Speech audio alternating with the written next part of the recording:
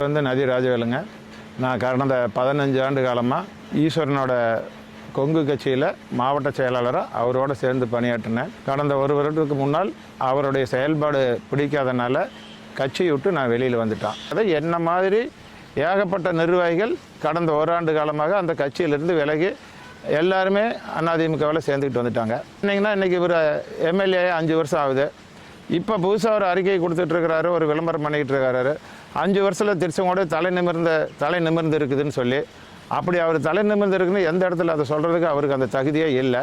ஏன்னா திருச்செங்கோடு இதுக்கு முன்னாடியே இந்தியாவிலேயே ஜிடிபி அதிகமாக இருக்கிற ஒரு தாலுக்கா திருச்செங்கோடு.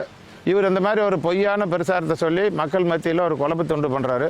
இங்கே இருக்கிற தொழில் வளர்ச்சி, இங்கே இருக்கிற மக்களுடைய பொருளாதாரம், மக்களுடைய உழைப்பு, இதில் தான் திருச்செங்கோடு தலை நிமிர்ந்து நிற்கிதோ ஒழிய இவர் 5 வருஷம் எம்எல்ஏ இருக்கிறனால 1% கூட திருச்செங்கோடு தலை நிமிர்ந்து நிற்கலை.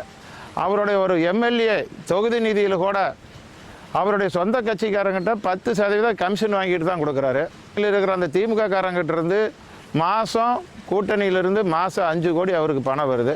அதை இல்லைன்னு அவர் மறுக்க முடியுமா? அடுத்தது இவர் திருச்செங்கோட்டுக்கு 2000 கோடி நான் நலத்திட்ட உதவி பண்ணியிருக்கிறேன்னு சொல்கிறாரு. அந்த நீங்கள் 2000 கோடி நலத்திட்ட உதவி பண்ணி இருந்தால் இன்றைக்கி எதுக்கு நீங்கள் வெளி மாவட்டத்திலிருந்து ஆளுங்களை கூட்டிகிட்டு வந்து ஓட்டு கேட்கணுங்கிற அவசியம் கிடையாது. உங்கள் கட்சி எம்பியாக இருந்திருக்கிறீங்க, ஒரு 5 ஆண்டு காலம் நீங்கள் எம்எல்ஏவாக இருந்திருக்கிறீங்க. அதுக்கு மேலே 2000 கோடி திருச்செங்கோட்டுக்கு நலத்திட்ட உதவிகள் பண்ணியிருக்கிறீங்க. அப்படி இருக்கிறப்ப நீங்கள் வீட்டில் படுத்துக்கிட்டே ஜெயிக்கலாம். ஆனால் இன்றைக்கி நீங்கள் திமுக காரனையும் நம்பாத, உங்கள் கட்சியில் வேலை செய்கிறதுக்கு ஆள் இல்லைங்கிறது உலகத்துக்கே தெரியும். நீங்கள் திமுக காரனை கூட நம்பாத, வெளி மாவட்டத்திலேருந்து 100கணக்கான பேரை இறக்கி வீடு வீடாக நோட்டீஸ் கொடுக்கறத கூட வெளி மாவட்டத்தை வச்சு கொடுத்துக்கிட்டு இருக்கிறீங்க. அப்போ நீங்கள் இந்த 5 வருஷம் தொகுதிக்கு செஞ்சது என்ன? நீங்கள் எம்எல்ஏ எம்பியாக இருந்ததனோட பலன் என்ன? இது எல்லாம் மக்களுக்கு தெரியாதா?